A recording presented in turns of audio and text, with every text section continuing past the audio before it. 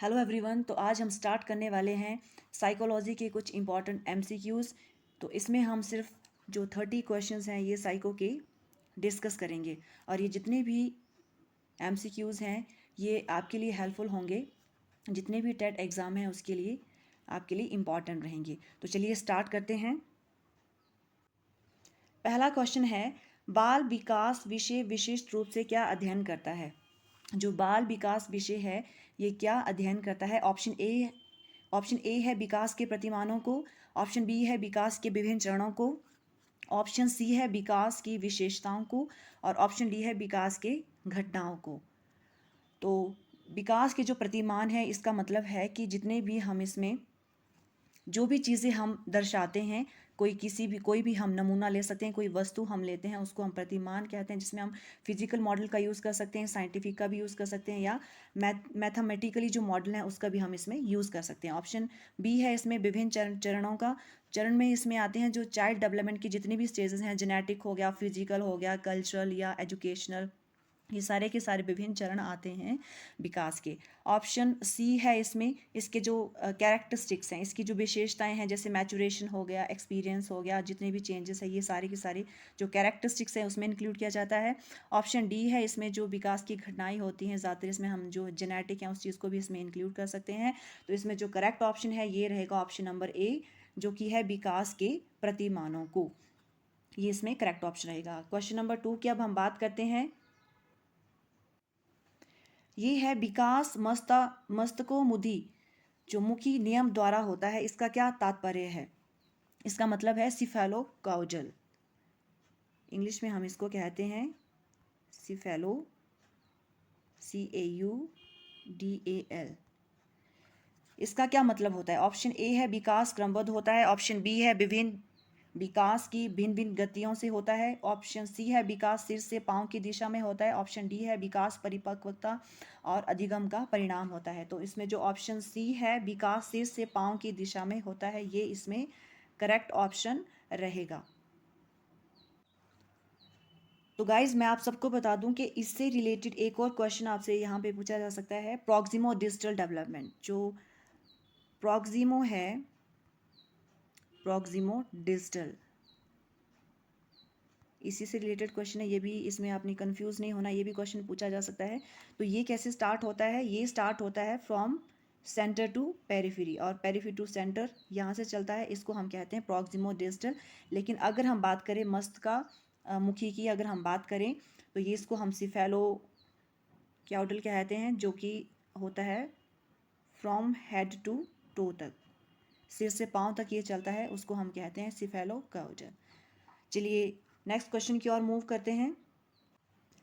Question number 3 है, निम्नलिखित में से किसे विकास की विशेषताओं में सम्मिलित नहीं किया जाता। इसमें से कौन सी ऐसी विकास की विशेषताएं हैं जिसमें इसे सम्मिलित नहीं किया गया है। ऑप्शन ए है विकास में निरंतरता होती है, बिल्कुल होती है, कॉन्टिन्यूस प्रोसेस है, ये तो इसमें सम्मिलित किया ही जाएगा। ठीक है। ऑप्शन बी है विकास में भिन्नताएं की जो डेवलपमेंट है उसमें डिफरेंसेस होने चाहिए, बिल्कुल ये भी इसको भी सम्मिलित किया गया है। ऑप्शन सी है विकास के प्रतिमानों की, अभी बात करी प्रतिमानों की, जिसमें हम मैथमेटिकली साइंटिफिक या फिजिकल मेथड इंक्लूड करते हैं डेवलपमेंट में, तो इसको भी हम इसमें इंक्लूड कर लेते हैं। ऑप्शन डी है इसमें विकासात्मक परिवर्तन स्वतंत्र होते हैं, तो ऑप्शन डी जो है इसमें करेक्ट रहेगा, क्योंकि इसमें जो है वो परिवर्तन स्वतंत्र नहीं होते हैं, इसलिए हम इसको इंक्लूड नहीं कर सकते। तो ऑप्शन डी जो है इसमें करेक्ट ऑप्शन रहेगा। चलिए नेक्स्ट क्वेश्चन की बात करते हैं। नेक्स्ट क्वेश्चन है, व्यक्ति की आंखों का रंग, त्वचा के रंग आदि गुणों को किस वर्ग में रखा जाता है। जो ह्यूमन बीइंग्स होते हैं उनका जो आइस का कलर है या फिर स्किन का जो कलर है, इनको किस वर्ग में रखा जाता है। ऑप्शन ए रहता है फेनोटाइप, ऑप्शन बी रहता है जेनोटाइप, ऑप्शन सी है पॉलीजेनिक या ऑप्शन डी है सभी वर्ग में।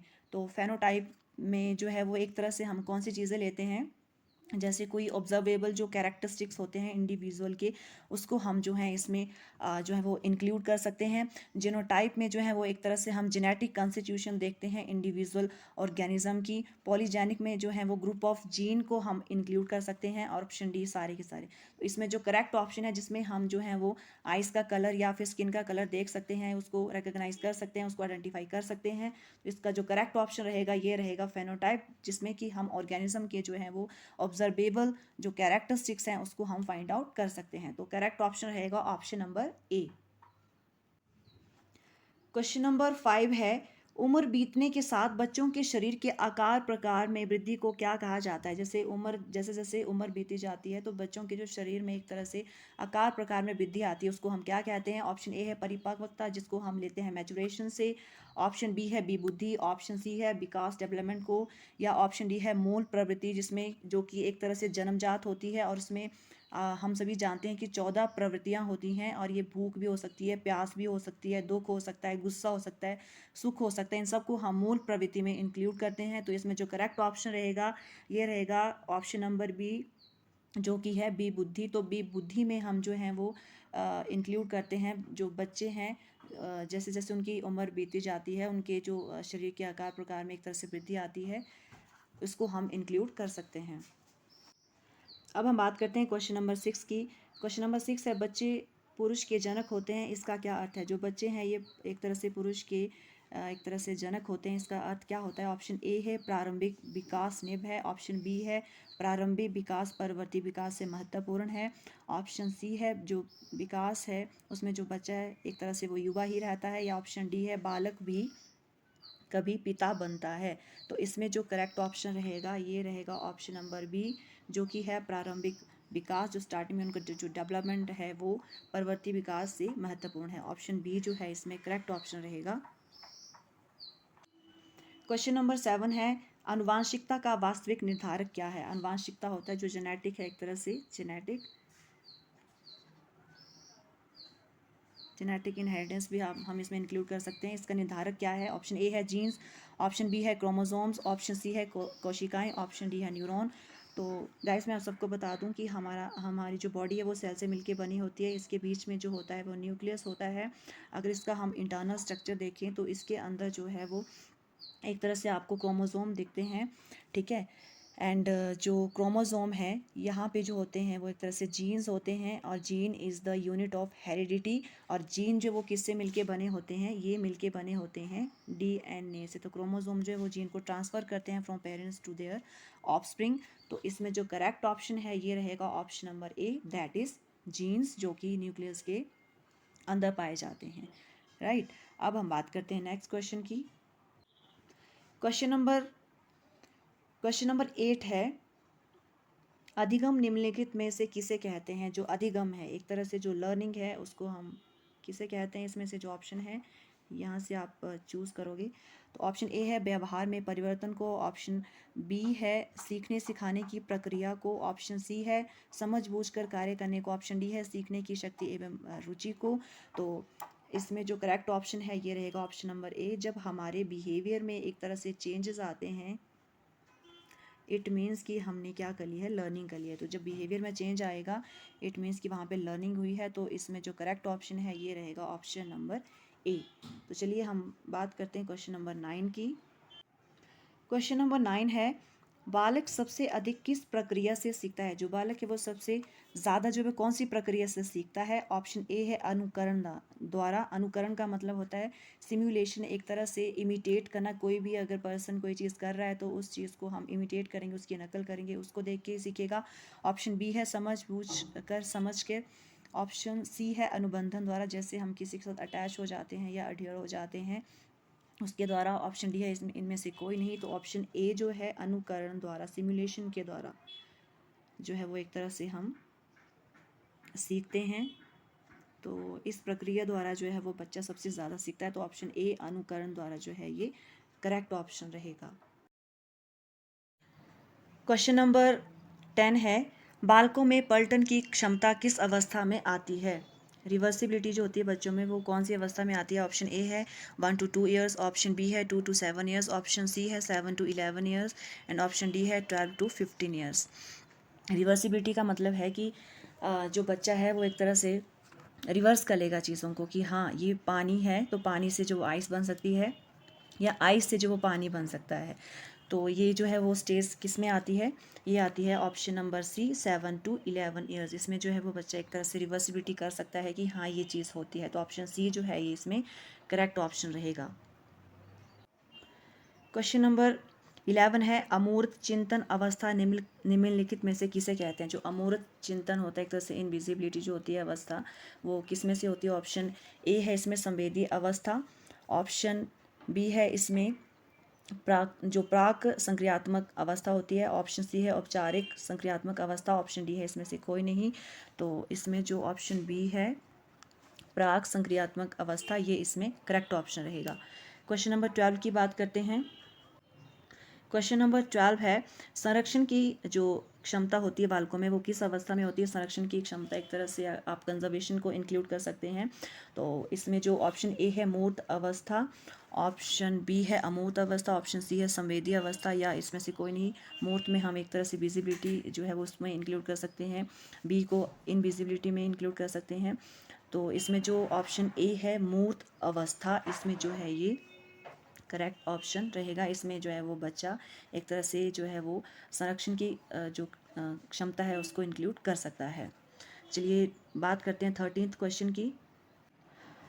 13th क्वेश्चन है गेस्टाउट वाद जो विचारधारा है इसके संस्थापक कौन है। ऑप्शन ए है बर्दाइमर, ऑप्शन बी है कोहलर, ऑप्शन सी है कोका, ऑप्शन डी है सभी। तो इसमें ऑप्शन जो डी है सभी जो है वो इसमें इंक्लूड किए जाएंगे, कोहलर भी आएंगे, कोका भी आएंगे और बर्दाइमर भी इसमें इंक्लूड किए जाएंगे। तो गाइज मैं आप सबको बता दूं कि जो गेस्टाउट वाद विचारधारा है ये क्या बोलते हैं, ये ज़्यादातर अपना जो फोकस है ये रखते हैं एज अ परसेप्शन। ठीक है, परसेप्शन मीन्स कि किसी चीज़ को जो परसीव करना बाय यूजिंग सेंसेस, परसेप्शन का यूज़ करके, मतलब ये एज अ होल जो है वो एक तरह से इसको लेते हैं। तो ये चीज़ आपने ध्यान में रखनी है। क्वेश्चन नंबर 14 है सामाजिक अधिगम का सिद्धांत सीखने के लिए किस प्रक्रिया पर अधिक बल देता है। तो ऑप्शन ए है समाज में सीखना, ऑप्शन बी है परिवार में सीखना, ऑप्शन सी है आदर्श प्रतिमान में सीखना, या ऑप्शन डी है प्रशंसा एवं प्रोत्साहन द्वारा सीखना। तो इसमें जो ऑप्शन सी है आदर्श प्रतिमान में सीखना, ये इसमें करेक्ट ऑप्शन रहेगा, जिसमें कि सामाजिक अधिगम का सिद्धांत सीखने के लिए जो वो अधिक से अधिक जो वो बल दिया जाता है। क्वेश्चन नंबर 15 है बुद्धिमत्ता आनुवांशिकता होती है किस मनोवैज्ञानिक ने कहा था। जो बुद्धिमत्ता है वो एक तरह से जेनेटिक होती है, ये किस मनोवैज्ञानिक ने कहा था। ऑप्शन ए है इसमें गॉल्टन, ऑप्शन बी है इसमें वॉटसन, ऑप्शन सी है इसमें गैरेटे एंड ऑप्शन डी है इसमें वुडवर्थ। तो जो गॉल्टन है ऑप्शन ए, इन्होंने कहा था कि जो बुद्धिमत्ता है एक तरह से वो क्या होती है, आनुवांशिक होती है, जेनेटिक होती है, इन्होंने कहा था। नेक्स्ट क्वेश्चन की बात करते हैं। Question number 16। क्वेश्चन नंबर 16 है एक बालक की मानसिक आयु 8 साल है। जो बालक है उसकी जो मानसिक एक तरह से जो मेंटल एज हम बोल सकते हैं वो 8 है, लेकिन उसकी वास्तविक आयु जो वो 5 साल की है, 5 साल का है वो, और उसकी मानसिक जो आयु 8 साल की है। तो उसे हम उस बालक को हम क्या कहेंगे, उसको हम प्रतिभाशाली कहेंगे, सर्वश्रेष्ठ कहेंगे, अत्यंत श्रेष्ठ बालक कहेंगे, या तीव्र बालक कहेंगे।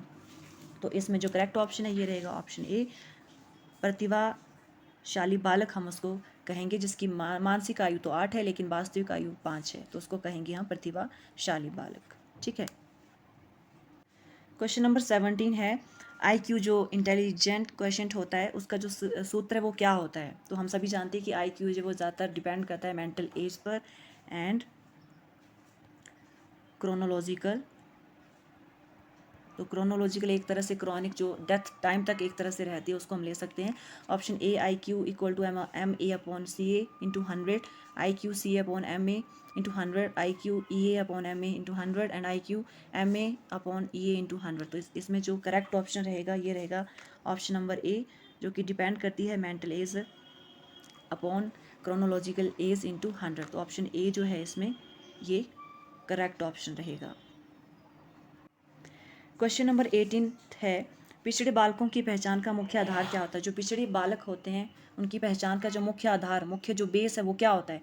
ऑप्शन ए है इसमें, ऑप्शन ए रहेगा मानसिक क्षमता, ऑप्शन बी जो है ये रहेगा शैक्षिक क्षमता, ऑप्शन सी है मनोवैज्ञानिक एंड ऑप्शन डी है कोई भी नहीं। मानसिक में मेंटल को ले सकते हैं आप, मनोवैज्ञानिक जो है वो साइकोलॉजिकल इंक्लूड कर सकते हैं, शैक्षिक जो एजुकेशन से रिलेटेड है उसको ले सकते हैं। तो इसमें जो मुख्य आधार माना जाता है पिछड़े बालकों की पहचान का ये रहता है ऑप्शन नंबर बी, जो कि है शैक्षिक क्षमता। अब हम बात करते हैं क्वेश्चन नंबर 19 की। तो क्वेश्चन नंबर 19 है, निम्नलिखित में से किस बालक के व्यवहार के सुधार के लिए वातावरण को बदलना अनिवार्य है? तो ऑप्शन ए है सृजनशील बालक, ऑप्शन बी है प्रतिभाशाली बालक, ऑप्शन सी है मंदबुद्धि बालक, या ऑप्शन डी है पिछड़ा बालक। तो जो पिछड़ा बालक है उसको एक तरह से जो ये व्यवहार है उसमें सुधार लाने के लिए जो है वो एक तरह से अनिवार्य माना जाता है। तो ऑप्शन डी जो है पिछड़ा बालक इसमें करेक्ट ऑप्शन रहेगा। अब हम बात करते हैं क्वेश्चन नंबर 20 की हम बात करते हैं।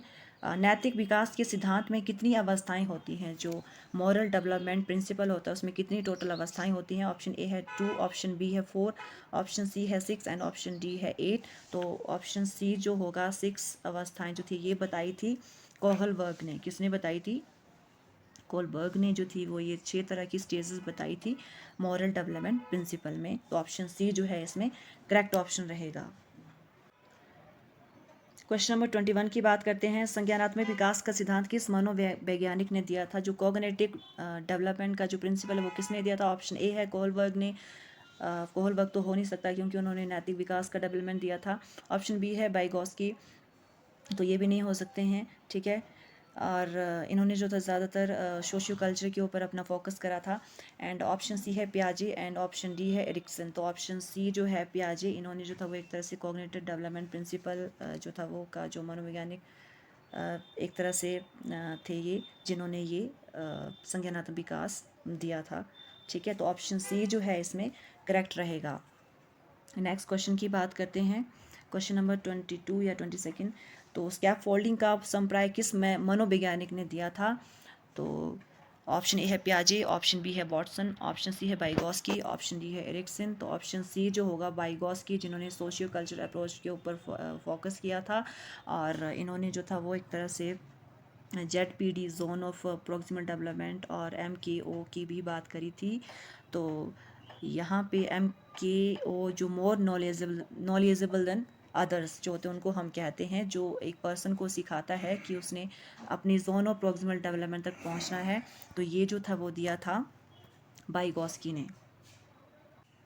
क्वेश्चन नंबर 23 है, LAD किस विकास से संबंधित है? तो LAD की एक तरह से अगर हम फुल फॉर्म देखें तो इसका मतलब होता है लैंग्वेज एक्विजिशन डेवलपमेंट। तो ये किस विकास से संबंधित है? ऑप्शन ए है भाषा, ऑप्शन बी है बुद्धि, ऑप्शन सी है भाव, या ऑप्शन डी है नैतिकता। तो जो LAD है लैंग्वेज एक्विजिशन डिवाइस है, ये एक तरह से लैंग्वेज, यहाँ नाम से ही पता चल रहा है। ऑप्शन ए भाषा, तो भाषा से ये रिलेटेड है। तो करेक्ट ऑप्शन रहेगा ऑप्शन नंबर ए। क्वेश्चन नंबर 24 है, प्रश्नावली विधि जो क्वेश्चनियर मेथड होता है उसकी मुख्य विशेषता क्या होती है? विश्वसनीयता, ऑप्शन बी है वैधता, ऑप्शन सी है मानक, ऑप्शन डी है सभी। तो इसमें सभी इंक्लूड किए जाते हैं। जो प्रश्नावली विधि होती है, क्वेश्चनियर मेथड होता है, तो इसमें विश्वसनीयता को भी इंक्लूड करते हैं, मानक को भी एंड वैधता को भी हम इसमें इंक्लूड करते हैं। तो इसमें करेक्ट ऑप्शन रहेगा ऑप्शन नंबर डी। चलिए नेक्स्ट क्वेश्चन की बात करते हैं। नेक्स्ट क्वेश्चन है 25, निम्नलिखित में से कौन सा दीर्घकालीन विधि की विशेषता है? इसमें से कौन सा जो है वो दीर्घ मतलब जो कि लंबे समय तक की विधि है वो रहती है? तो इसमें ऑप्शन ए है एक बालक या समूह को लंबे समय तक का जो अध्ययन होता है उसको हम इंक्लूड कर सकते हैं। उसके बाद ऑप्शन बी है विकास की विभिन्न अवस्थाओं को लंबे समय तक का जो अध्ययन किया जाता है उसको इंक्लूड करते हैं। ऑप्शन सी है विकास की जो अवस्थाएं स्टेजेस रहती हैं तुलनात्मक अध्ययन से रिलेटेड उसको, या ऑप्शन डी है इसमें उपरोक्त सभी। तो इसमें जो करेक्ट ऑप्शन रहेगा ये रहेगा ऑप्शन नंबर ए, जो कि है ए, एक बालक या समूह को लंबे समय तक का जो अध्ययन रहता है वो एक तरह से दीर्घकालीन विधि की जो है वो विशेषता मानी जाती है। क्वेश्चन नंबर 26 है, स्याही धब्बा परीक्षण किस श्रेणी का परीक्षण है? जो स्याही धब्बा परीक्षण है वो किस श्रेणी का परीक्षण है? ऑप्शन ए है प्रक्षेपण, ऑप्शन बी है प्रश्नावली, ऑप्शन सी है निरीक्षण, या ऑप्शन डी है उपयुक्त सभी। तो जो प्रक्षेपण है ये एक तरह से ऑप्शन ए जो है वो करेक्ट रहेगा, क्योंकि इसमें जो है वो ये एक तरह से स्याही और धब्बा परीक्षण की श्रेणी में ही परीक्षण कर सकता है। तो प्रक्षेपण जो है वो ऑप्शन ए इसमें करेक्ट ऑप्शन रहेगा। क्वेश्चन नंबर 27 की बात करते हैं। 27 है प्रतिशत एवं अनुपात निम्नलिखित में से किस श्रेणी का मापन है। जो प्रतिशत परसेंटेज हम लेते हैं या रेशो एक तरह से हम लेते हैं, वो कौन सी श्रेणी का जो है वो मापन होता है। ऑप्शन ए है अनुपात मापनी में, ऑप्शन बी है नामित मापनी में, ऑप्शन सी है अंतराल मापनी में, या ऑप्शन डी है क्रम सूचक मापनी। तो इसमें जो 27 का जो करेक्ट ऑप्शन रहेगा ये रहेगा ऑप्शन नंबर ए, जो कि है अनुपात मापनी में। एक तरह से हम इसको इंक्लूड कर सकते हैं। 28 की बात करते हैं। जो बुद्धि लब्धि है, IQ इंटेलिजेंट क्वेश्चन का निर्माण वो है जो कौन से IQ का निर्माण जो था वो किस मनोविज्ञान ने किया था। तो इसमें ऑप्शन ए है बीने ने, ऑप्शन बी है स्टर्न ने, ऑप्शन सी है टर्मर ने, ऑप्शन डी है बैचलर ने। तो इसमें जो करेक्ट ऑप्शन है, जो IQ है उनका जो निर्माण है वो कौन से मनोवैज्ञानिक ने किया था, ये किया था ऑप्शन नंबर बी, जो कि है स्टर्न। इन्होंने जो था वो एक तरह से IQ का निर्माण किया था। अब हम बात करते हैं क्वेश्चन नंबर 29 की। 29 है, जब परीक्षार्थी किसी कारण से सभी प्रश्नों का उत्तर हाँ या ना में देता है तो उसे क्या कहते हैं। जब कोई भी परीक्षार्थी होता है किसी कारण से प्रश्न का उत्तर हाँ कहे या ना कहे तो उसको हम क्या कहते हैं। ऑप्शन ए है अपवचन कहते हैं, ऑप्शन बी है अतिबाधिता कहते हैं, ऑप्शन सी है प्रणोदन कहते हैं, ऑप्शन डी है समानुमति कहते हैं। तो इसमें जो करेक्ट ऑप्शन रहेगा ये रहेगा ऑप्शन नंबर डी, जो कि है समानुमति। तो अब इस साइकोलॉजी की क्वेश्चन सीरीज़ का हम लास्ट क्वेश्चन डिस्कस करने जा रहे हैं। तो लास्ट क्वेश्चन है इसमें, निम्नलिखित में से कौन सी मनोसामाजिक अभिप्रेरणा नहीं है। इसमें से कौन सी जो है वो मनोसामाजिक अभिप्रेरणा नहीं है। तो ऑप्शन ए है इसमें प्यार, ऑप्शन बी है इसमें भूख, ऑप्शन सी है संबंध, या ऑप्शन डी है आक्रामकता। तो ऑप्शन जो बी है इसमें भूख, ये जो है वो एक तरह से करेक्ट ऑप्शन रहेगा, और इसको हम जो है वो मनोसामाजिक अभिप्रेरणा में इंक्लूड नहीं करते हैं। तो इसी के साथ आपकी ये जो टेट की साइकोलॉजिकल जो क्वेश्चन सीरीज़ है ये यहीं पे ख़त्म होती है। आई होप कि आपको अच्छे से समझ आया होगा। तो गाइज़ आज के लिए इतना ही। Thank you very much.